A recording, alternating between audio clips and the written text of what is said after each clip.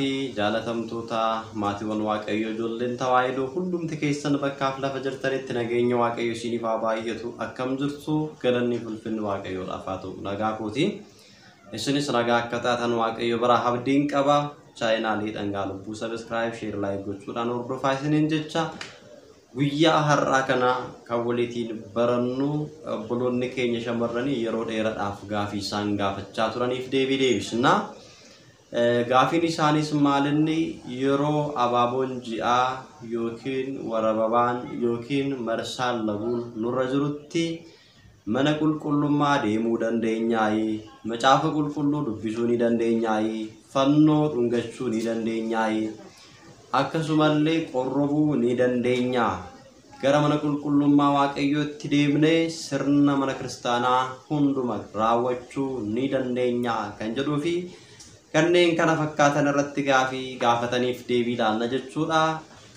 gaafiiwwan kana hunda isaanii deebisuu keenyaan dursa marsaa laguu jechuun maal jechuudha kan jedhu beekuun barbaachisaadha yookiin abaaboo ji'aa jedhama amaareffaan immoo warababaa jedhama jechuudha saayintistoonni yookiin doktoroonni marsaa laguutti dhiiga gaafa laatan xuraawaa qaama keessaatii bifa dhiigaatiin gara alaatti ba'u jedhanii kaawu ovariin erga killee qopheessite killeen qophaa'e sun sanyii kormaa yoo dhabe tajaajila isaa edda addaan kutee booda bifa xureetiniin qaama keessaatii gara alaatti dhiiga wal makuudhaan kan bahu hanqaaquu tajaajilli isaa irra darbe yookiin immoo ispaardii ta'eedha jedhanii kaawu akka macaafa qulqulluutti immoo abaaboo ji'aa kana haala lamaan laaluu dandeenya bara kakuu duraa yookiin immoo kakuu moofaa fi kakuu haaraa jennee bakka lamatti addaan qoonnee ilaaluun dirqama ta'a jechuudha bara kakuu duraa keessatti erga Addaam fi Hewaaniin cubbuu hojjetanii Hewaan haati keenya isa balasii sana kuttee dhiiga isaa sana dhangalaastee booda waaqayyo gooftaan murtee itti murteessee ture jechuudha akkuma muka kana firii isaa murtee dhiiga isaa dhangalaasti akkasuma dhiigni keenii dhangala'a jechuudhaan murtii kana itti murteessee ture kanaaf bara kakuu moofaa keessatti abaaboon ji'aa kun akka abaarsatti akka xuraa'ummaatti ilaalamaa ture jechuudha namni tokko dubartii abaaboon ji'aa kun irra jiru yoo quba isaadhaan harka isaadhaan tuqe bakka ishiin teessellee yoo taa'e galgala hanga ganamaatti xuraa'aa haa ta'u jedhee macaafa qulqulluu irratti dubbatee jira kanarraa kan ka'e abaaboon ji'aan kun bara kakuu moofaa keessatti abaarsadha xuraa'ummaa ture jechuudha bara kakuu haaraatti immoo gooftaan keenya qorichi keenya Yesuus Kiristoos badii fi balleessaa ilmaan namaa hundumaaf jecha aarsaa ta'ee dhiiga isaa qulqulluu dhangalaasee jaalala isaa guddaadhaan nu jaalatee abaarsa kana nurraa kaasee xuraa'ummaa kanas nurraa kaaseera jechuudha akkuma nani qulqulluu ta'e isinis immoo qulqulloota ta'an jechuun labsii kana nu labseera jechuudha fakkeenyaaf bara kakuu moofaa keessatti aarsaan dhiyaatu aarsaa qalmaa ture aarsaa dhiigaa ture waaqayyo gooftaan keenya immoo dhala namaa hundumaaf bakka bu'ee aarsaa erga of taasisee booddee aarsaan dhiigaa aarsaan qalmaa ni hafe kanaan booddee aarsaa galataatu dhiyaataa jechuudha maaliif barri garbummaa suni darbeera waan ta'eef akkuma waaqayyo gooftaan keenya aarsaa qalmaa sana jijjiiree aarsaa galataatiin waaqayyoon gooftaa keenya akka galateeffannu nu taasisee waanuma hundumayyuu waaqayyo gooftaan nurraa kaase jechuudha Qolaasiyaas boqonnaa 2:14 irratti isa nutti hin tolessan isa irratti barreeffamee ture sana waan inni karaa seeraa nurraa barbaadu wajjin dugugee fannoo irratti cinqirsuudhaan nurraa balleesse akkuma jedhe sana waaqayyo gooftaan wanta nutti hin tolle sana hunduma isaa nurraa kaase kanaafuu bara kakuu moofaa yookiin isa duraa keessatti warababaan yookiin abaaboon ji'aa kun mallattoo abaarsaa xuraa'ummaadhaan laalamaa kan ture kakuu haaraa keessatti garuu mallattoo abaarsaas miti xuraa'ummaas miti garuu xuriidha jechuudha fakkeenyaaf qaama keenya keessa wantoonni jiran gara alaatti gaafa bahan xurii kan ta'an baay'eetu jiru hancufni keenya amma afaan keenya keessa jirutti xurii miti gaafa afaan keenya keessaa ba'ee ak jennee nama fuuldattuuf nu garuu wanta nama jibbisiisu yookiin immoo gaarii hin taane xurii jedhama. Kana qofa osoo hin taane funyaan keenya keessa furrii nama jirutti furrii funyaan keenya keessa jiru sun xurii jedhamee waamamu. Erga bahee booddee xuriidha, namni tuquu hin danda'u, hin balaaleffata. Akkasumallee bishaan erga dhugne qaama keenya keessatti kuufamee gara fincaanitti jijjiirama. Fincaan qaama keenya keessa jiru amma qaama keenya keessa jirutti xurii hin jedhamu. Waan fincaan qaama keenya keessa jiruuf sin baqadha jedhee namni nu baqatu. Gaafa garuu qaama keenya keessaa alatti gabbee xurii ta'ee mul'ata jechuudha. Bakka fincaa sunillee itti fincaawame maal ta'a? Ina jaawa. Kanarraa kan ka'e xurii ta'eeraa jechuudha. Faayidaan ana ta'edha. Kanaafuu ammas egaa warra babaa inni jennu yookiin abaaboo ji'aa inni jennu kun dhiigni yookiin immoo hanqaaquun qophaa'e sun hanga gadameessa dubartootaa keessa jirutti xurii hin jedhamu.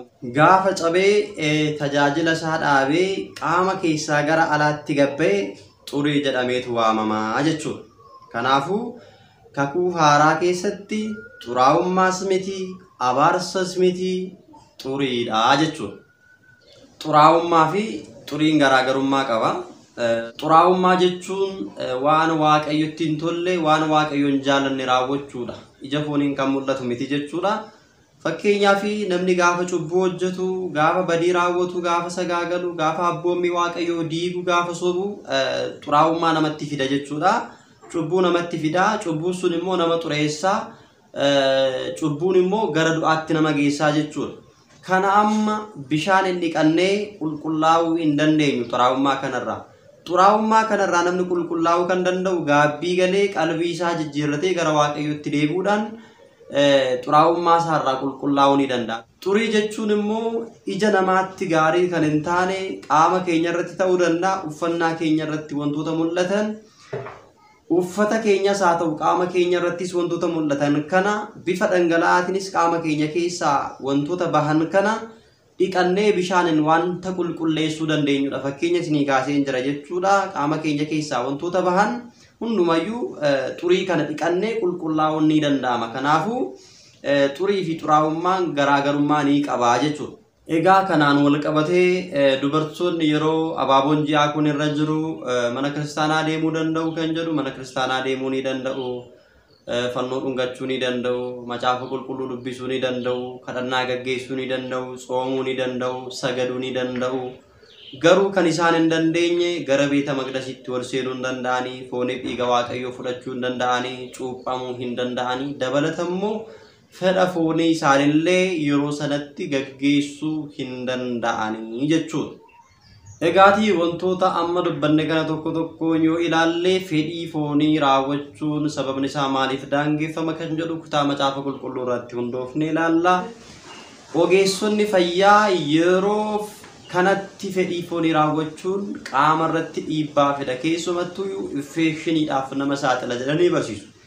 Gama macaafa qulqulluutiin immoo yeroo fedhii foonii raawwatanitti sanyiin qulqulluun qaama dhiiraa keessaatii ba'u xurii kana wajjiniin walitti dabaluun yookiin immoo walitti makuun akka cubbuutti ni ilaalama jedhee macaafa qulqulluu irratti barreeffamee jira.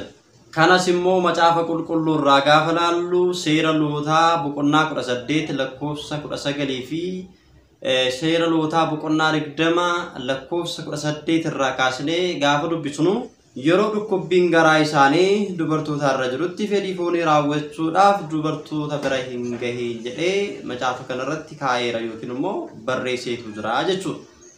Sanyii qulqulluu ta'ee fi qulqulluu hin taane akkamitti walitti makuun danda'ama jedhee kaa'eetu jira waan ta'eef yeroo kanatti jechuudha sanyii qulqulluu sana fuudhanii qaama keessaatii gara halaatti xurii ta'ee kan ba'u kana wajjin walitti makuun akka hin barbaachisne macaafa qulqulluu irratti barreeffamee waan jiruufiyyuu kuni gonkumayyuu kan hin barbaachisne ta'uusaa asumaan hubachuun barbaachisaadha jechuudha.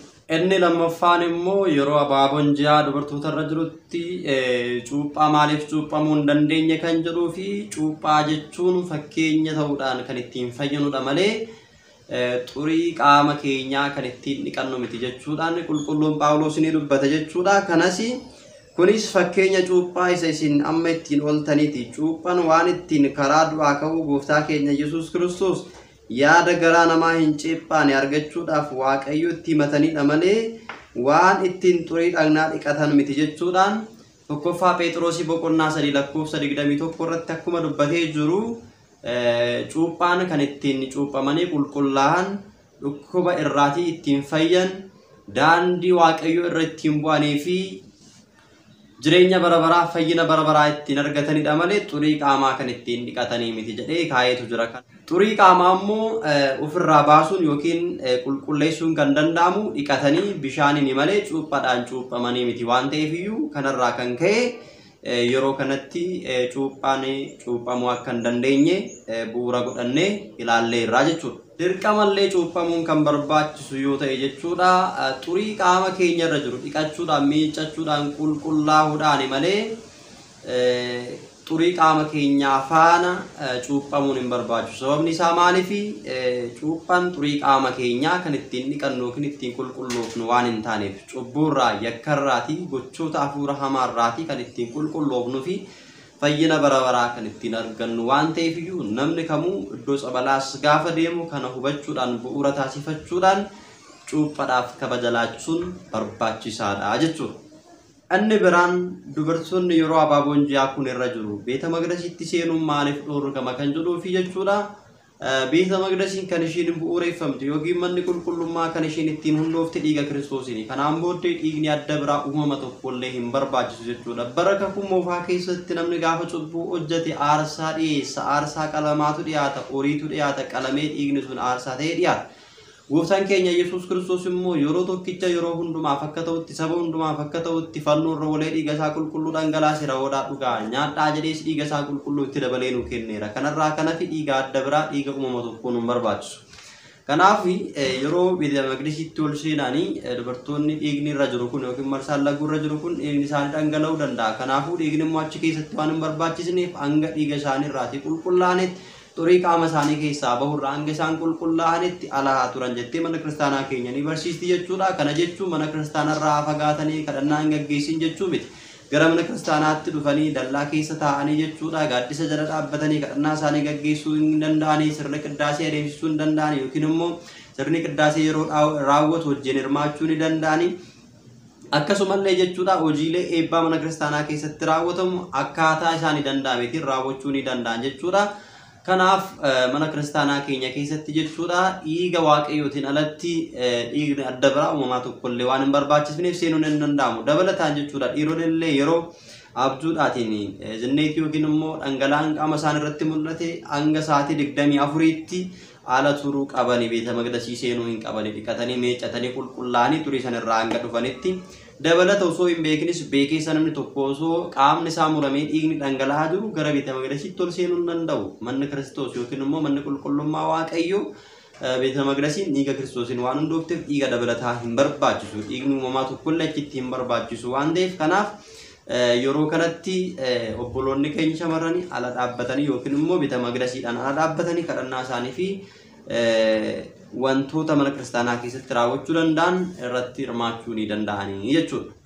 Inni xumuraa yeroo abaaboon ji'aa dubartoota irra jirutti foonii dhiiga waaqayyoo fudhachuu ni danda'u, qorrobuu ni danda'u kan jedhu irratti qorrobuu hin danda'an jechuudha. Osoo dhumayyuu dogoggoraan qurbaana kanaaf dhiyaatanii lubni yookiin immoo daaqoniin qurbaana kanaaf namoota kana dhiyeessellee hanga aangoon isaa jalaa qabamutti tajaajila irraa hanga ari'amutti akka gahuu danda'u manni kiristaanaa keenyaa ni abboomtii jechuudha. Akkasumallee dhiironni yeroo zinneetiin yookiin abjuudhaan dhangala'aan qaama isaan irratti mul'atetti qurbaana fudhachuu hin danda'an. Isa qofa miti wantoonni qurbaana dursa barbaachisan hedduutu jiru jechuudha. Of eeggannoon qurbaana dursa barbaachisan hedduutu jiru. Fakkeenyaaf namni tokko osoo gaabbii hin galin qurbaanni sun fooniif dhiiga waaqayyoo ta'uusaa osoo hin amanin qormaanni garaagaraa otoo isa qunnamee jiru fooniif dhiiga waaqayyoo fudhachuu hin danda'u jechuudha. Akkasuma jechuudha dubartoonni abaaboon ji'aa irra jiru kunis qorrobuu hin danda'ani. Sababni isaa maaliif yoo jettani Addaamii fi Hewaanii waggaa 7 guutuu Eden Gannat keessa himmaa turanitti Hewaanii abaaboon ji'aa kun ittiin dhufne hin argine jechuudha. Qulqullummaadhaan kan isaan Eden Gannat keessa jiraachaa turan erga cubbuu hojjetanii yakka raawwatanii booddee waaqayyo gooftaan akkuma firii cabalasii kana dhangalaaste dhiiga isaa akkuma dhangalaaste dhiigni keessan dhangalaa jechuun kan itti murteesse sababa cubbuutiin jalqabarraa kee kan itti dhufe waan ta'eef beeta maqdasiin immoo fakkeenya mootummaa waaqayyooti fakkeenya edergannat waan taateef utuu marsaan laguu kun irra jiru dhiigni isaanii osoo dhangala'u ol seenanii foon dhiiga waaqayyoo fudhachuun hin danda'amu. Kana qofa miti qulqulluun Phaawulos illee yeroo gara beeta maqdasiitti dhufnu yeroo foon dhiiga waaqayyoodhaaf qophoofnu yookiin immoo fudhachuudhaaf dhiyaannu qulqullummaadhaan dhiyaachuu akka qabnu nutti himeera.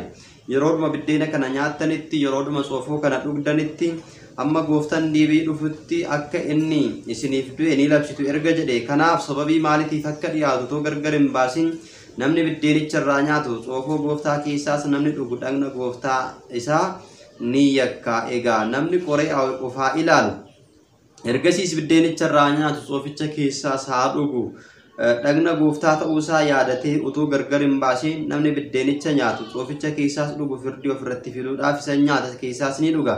Sababii kanaatiif namoonni baay'een dhukkubsatoodha, baay'een isaanis dadhaboo ta'aniiru, baay'een isaanis du'aniiru akkuma jedhu tokkoffaa Qorontos boqonnaa 11 lakkoofsa 26 irratti akkuma dubbate dursinee eegaatee of qulqulleessuun barbaachisaa akka ta'e beekuun barbaachisaadha. Kanaaf egaa walumaa galatti gaafiiwwan keessaniif kana fakkaata barnoota hedduu akka irraa argattan abdiin qaba. Kutaa itti aanu keessatti immoo barnoota kan biraadhaan hanga walitti deebinutti nagaan tura. Subscribe, like, share gochuudhaan namoota biraatiin gahaa.